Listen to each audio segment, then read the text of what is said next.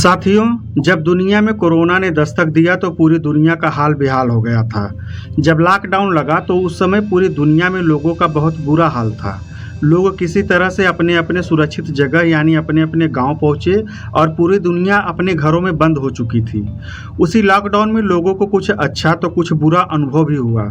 तो साथियों, आज की क्राइम की कहानी भी लॉकडाउन से शुरू होती है और लॉकडाउन बीतने के साथ ही इस कहानी का बहुत बुरा अंत होता है। तो आइए जानते हैं फिर एक प्रेम कहानी के बुरे अंत के बारे में। कहानी में आगे बढ़ें इससे पहले वही आपसे रिक्वेस्ट की, अगर आप हमारे चैनल पर पहली बार आए हैं तो चैनल को सब्सक्राइब कर लें, वीडियो को लाइक करें और ज़्यादा से ज़्यादा शेयर करें। अब आते हैं कहानी पर। साथियों, उत्तर प्रदेश के उन्नाव जनपद के औरास थाना क्षेत्र के टिकरा सामत गांव के रहने वाले परमेश्वर कनौजिया का नाम खुशहाल लोगों में गिना जाता था। इसके साथ ही उनकी गांव में अच्छी धाक भी थी। इसका एक कारण यह भी था कि उनकी पत्नी उर्मिला देवी टिकरा सामत गांव की पूर्व प्रधान भी रह चुकी थी। जब तक परमेश्वर कनौजिया के परिवार में ग्राम प्रधानी रही तब तक वह गांव वालों के हर सुख दुख में शुमार होते रहे। लेकिन अगले चुनाव में हाथ से ग्राम प्रधानी चली जाने के बाद वह अपने 3 बेटों, जिसमें बड़े रिंकू, मझले जितेंद्र व 18 वर्षीय छोटे बेटे धर्मेंद्र के साथ मुंबई आ गए। मुंबई आकर बांद्रा रेलवे स्टेशन के पास रेलवे कॉलोनी में लॉन्ड्री का काम करने लगे थे। यहाँ रहते हुए उनका छोटा बेटा धर्मेंद्र काम के साथ पढ़ाई भी करता रहा और साल 2020 में उसने 12वीं की परीक्षा भी दी। लेकिन साल 2020 लगते ही कोरोना के चलते देश के हालात खराब होने लगे तो सरकार ने देश भर में लॉकडाउन लगाने का फैसला कर लिया। तो लोग शहरों से वापस अपने गांव में पलायन करने लगे। क्योंकि मुंबई में लॉकडाउन होने से सारे काम धंधे बंद होने लगे थे, ऐसे में परमेश्वर कनौजिया को भी लॉन्ड्री का बिजनेस अस्थायी रूप से बंद करना पड़ा। शुरू में परमेश्वर कनौजिया को लगा कि सरकार कुछ दिनों बाद लॉकडाउन खोल देगी, लेकिन बाद में जब उन्हें लॉकडाउन में ढील के कोई आसार नहीं दिखे तो उन्होंने अप्रैल 2020 में अपने तीनों बेटों के साथ गाँव वापस आने का फैसला कर लिया और किसी तरह से लॉकडाउन के समय में ही मुंबई से गांव लौट आए। मुंबई से गांव वापस आने के बाद लॉकडाउन के चलते कोई काम धंधा करना संभव नहीं था, इसलिए परमेश्वर कनौजिया अपनी पत्नी और बच्चों के साथ पूरा दिन घर पर ही बिता रहे थे। लेकिन उनका छोटा बेटा धर्मेंद्र कनौजिया अक्सर ही गांव में टहलने के लिए निकल जाता था। उधर जैसे जैसे देश में कोरोना के केस कम हुए तो सरकार ने भी लॉकडाउन में छूट देनी शुरू कर दी, जिससे धीरे धीरे कामकाज भी पटरी पर आना शुरू हो चुका था। साल 2020 का जुलाई आते आते तमाम लोग जो मुंबई, दिल्ली जैसे शहरों से वापस गांव आए थे वे फिर से कामकाज की तलाश में वापस जाना शुरू कर चुके थे।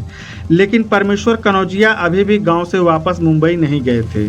ऐसे में वह अपने बेटों के साथ घर के कामकाज निपटाते रहे। रोज की तरह परमेश्वर कनौजिया का छोटा बेटा धर्मेंद्र कनौजिया दोपहर का खाना खाकर 19 अगस्त 2020 को भी घर से टहलने के लिए निकला था। लेकिन हर रोज की तरह वह जब शाम तक वापस न लौटा तो परिजन धर्मेंद्र के मोबाइल पर कॉल लगाने लगे, लेकिन उसका मोबाइल स्विच ऑफ बता रहा था। ऐसे में परमेश्वर कनौजिया अपने परिजनों के साथ धर्मेंद्र की तलाश में घर से निकलकर आसपास पता करने लगे, लेकिन धर्मेंद्र के बारे में किसी से कुछ भी पता नहीं चला। परमेश्वर कनौजिया को धर्मेंद्र के गायब होने का कोई कारण भी समझ में नहीं आ रहा था, क्योंकि वह और उनके परिवार के सभी सदस्य धर्मेंद्र से बेहद प्यार करते थे, इसलिए कभी उसे डांट फटकार भी नहीं पड़ती थी। वह ज़्यादा परेशान हो उठे। वहीं उनकी किसी से दुश्मनी भी नहीं थी जिससे लगे कि किसी ने दुश्मनी निकालने के लिए उनके बेटे को गायब कर दिया हो। रही बात कहीं जाने की, तो वह हाल ही में लॉकडाउन के चलते मुंबई से वापस आए थे।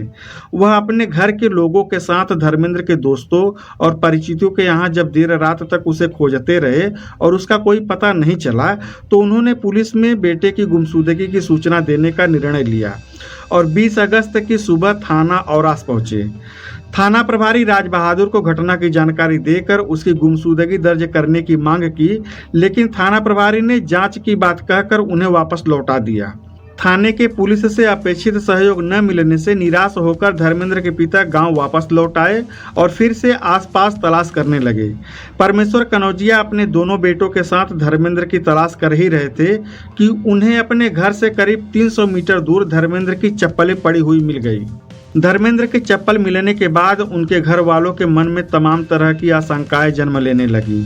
घर वाले किसी अनहोनी के अंदेशे के साथ चप्पल मिलने वाली जगह से आगे बढ़े तो 200 मीटर दूर गिरिजाशंकर द्विवेदी के आम के बाग के पास से निकले एक सकरे नाले में धर्मेंद्र का औंधे मुंह सौ पड़ा देखा, जहां धर्मेंद्र का पूरा शरीर पानी में और सिर बाहर था। इसे देखकर सभी बदहवास होकर रोने लगे। इसके बाद रोते बिलखते धर्मेंद्र के पिता परमेश्वर कनौजिया ने औरास थाना प्रभारी राज बहादुर को घटना की सूचना दी।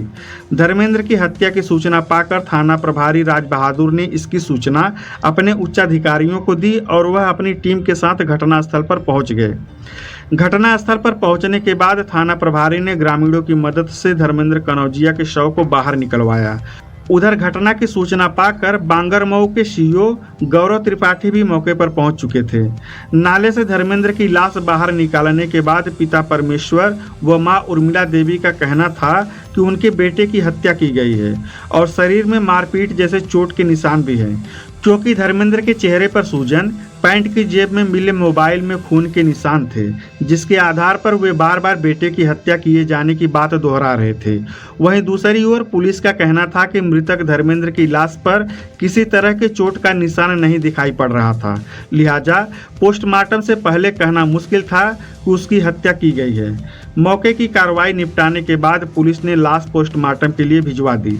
पोस्टमार्टम रिपोर्ट आने तक पुलिस ने जांच शुरू कर दी थी और मृतक के पिता परमेश्वर कनौजिया से किसी से दुश्मनी होने की बात पूछी तो उन्होंने बताया कि उनका या उनके परिवार के किसी भी सदस्य का किसी से भी झगड़ा या दुश्मनी नहीं थी।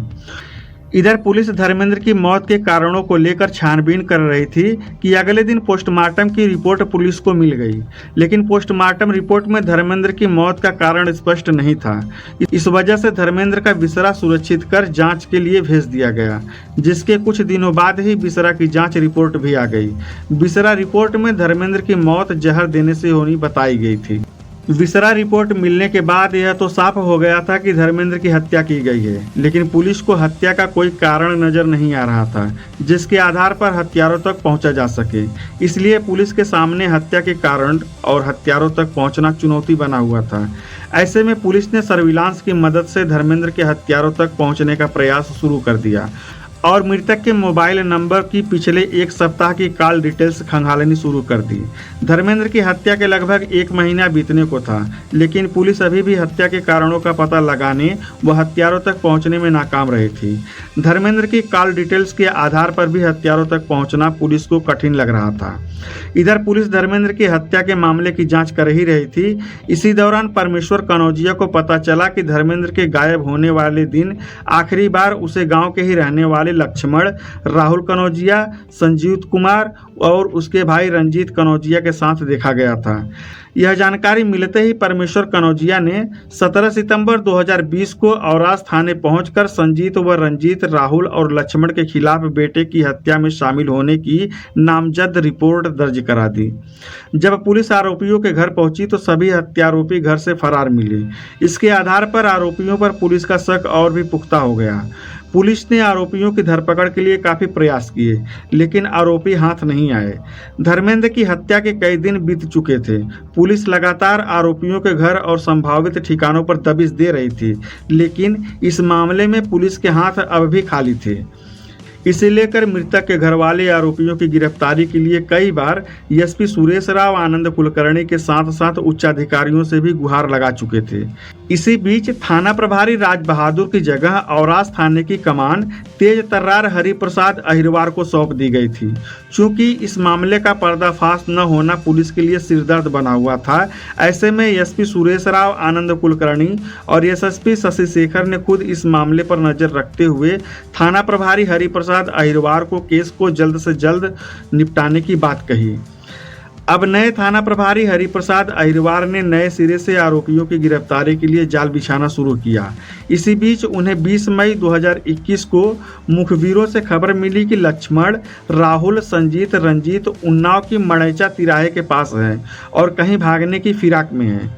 इस सूचना के बाद थाना प्रभारी हरिप्रसाद अहिरवार ने head constable Dilip Singh, constable Prashant, Harshdeep व आशीष के साथ जाल बिछाकर मड़ैचा तिराहे से चारों को गिरफ्तार कर लिया।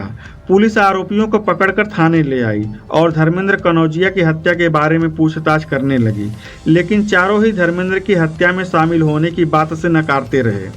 जब पुलिस को लगा कि आरोपी आसानी से हत्या की बात कबूलने वाले नहीं है तो कड़ाई से पूछताछ की गई। इस पूछताछ में चारों टूट गए और उन्होंने धर्मेंद्र की हत्या की बात कबूल ली।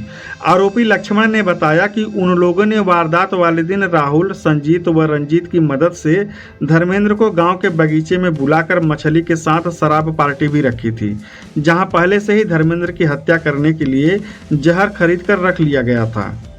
आरोपियों ने धर्मेंद्र को जमकर शराब पिलाई। जब वह नशे में धुत हो गया तो मौका देखकर राहुल ने उसके शराब के गिलास में जहर मिला दिया। जहर मिली शराब पीने के बाद धर्मेंद्र अचेत होकर गिर पड़ा।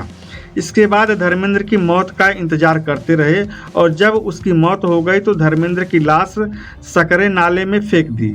पुलिस ने जब आरोपियों से हत्या का कारण पूछा तो आरोपी लक्ष्मण ने बताया कि धर्मेंद्र कनौजिया उसकी बेटी से प्रेम करता था और वह अक्सर उसके घर उसकी बेटी से मिलने आया करता था।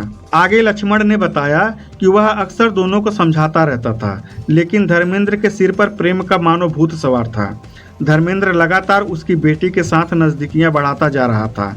इसी बीच लक्ष्मण के घर पर गांव के ही राहुल का आना जाना शुरू हो गया। उसने भी जब पहली बार लक्ष्मण की बेटी को देखा तो उसकी खूबसूरती और चढ़ती जवानी को देखकर उस पर लट्टू हो गया। अब राहुल भी लक्ष्मण की बेटी को देखने अक्सर बहाने से उसके घर आने लगा था। वह जब भी आता तो लक्ष्मण की बेटी को देखकर अपनी सुध-बुध खो बैठता था। उसके मन में लक्ष्मण की बेटी को लेकर कब प्यार की कोपलें पनपने लगी उसे पता ही नहीं चला। लेकिन उसके सामने एक बड़ी समस्या धर्मेंद्र था, क्योंकि वह भी उसी के चक्कर में अक्सर लक्ष्मण के घर आया करता था। इधर लगातार राहुल के घर आने से लक्ष्मण की बेटी का प्यार धर्मेंद्र से कम होता गया और वह राहुल की तरफ आकर्षित होने लगी।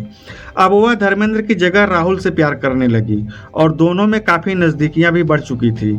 इस वजह से अब वह धर्मेंद्र से दूरी बनाने लगी थी, लेकिन धर्मेंद्र दूरी बनाना नहीं चाहता था क्योंकि वह उससे हद से ज़्यादा प्यार करने लगा था।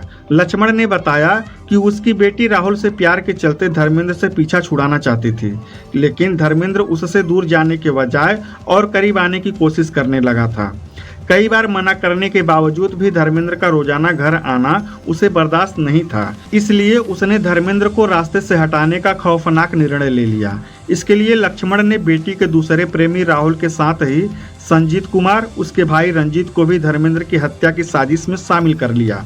फिर तय प्लान के अनुसार धर्मेंद्र को विश्वास में लेकर उसे शराब और मछली की पार्टी के लिए गांव के सटे बगीचे में बुलाया, जहां 19 अगस्त 2020 को पार्टी के दौरान उसके शराब के पैग में जहर मिलाकर उसकी हत्या कर दी और लाश पास के नाले में फेंक दी।